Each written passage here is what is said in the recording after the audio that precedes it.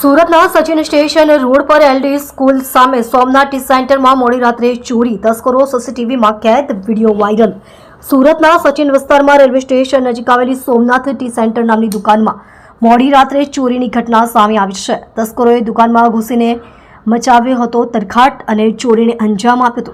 આ સમગ્ર ઘટના દુકાનમાં લગાડેલા સીસીટીવી કેમેરામાં કેદ થઈ ગઈ છે, જેનો વિડીયો સોશિયલ મીડિયા પર વાયરલ થયો છે। ઘટના સચિન સ્ટેશન રોડ પર એલડી સ્કૂલની સામે આવેલી સોમનાથ ટી સેન્ટરમાં બની હોવાનું જણાવાયું છે। મોડી રાત્રે તસ્કરો દુકાનમાં ઘૂસ્યા અને ત્યાંથી કેટલીક વસ્તુઓ ચોરી કરીને સીસીટીવી ફૂટેજમાં તસ્કરોની હરકતો સ્પષ્ટ દેખાય છે, જેમાં તેઓ દુકાનમાં હાથ સફાઈ કરતા અને વસ્તુઓ ચોરી કરતા જોવા મળે છે। આ વિડીયો વાયરલ થતા વિસ્તારમાં ભારે ભયનું વાતાવરણ છવાઈ ગયું છે।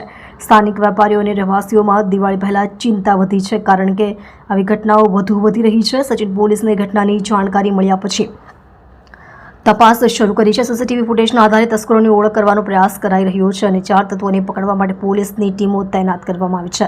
પોલીસ અધિકારીઓએ જણાવ્યું હતું કે આવી ઘટનાઓને રોકવા આ વિસ્તારમાં વધુ સુરક્ષા વ્યવસ્થા મજબૂત કરવામાં આવશે। આ ઘટના સુરતમાં વધતી ચોરી અને તસ્કરીની શ્રેણીને દર્શાવે છે, જ્યાં સીસીટીવીની મદદથી અનેક કેસોમાં તપાસ આગળ વધી છે। વેપારીઓએ પોલીસને વધુ સુરક્ષા અને પેટ્રોલિંગ વધારવાની માંગ કરી છે, જેથી આવી ઘટનાઓ પર રોક લગાવી શકાય।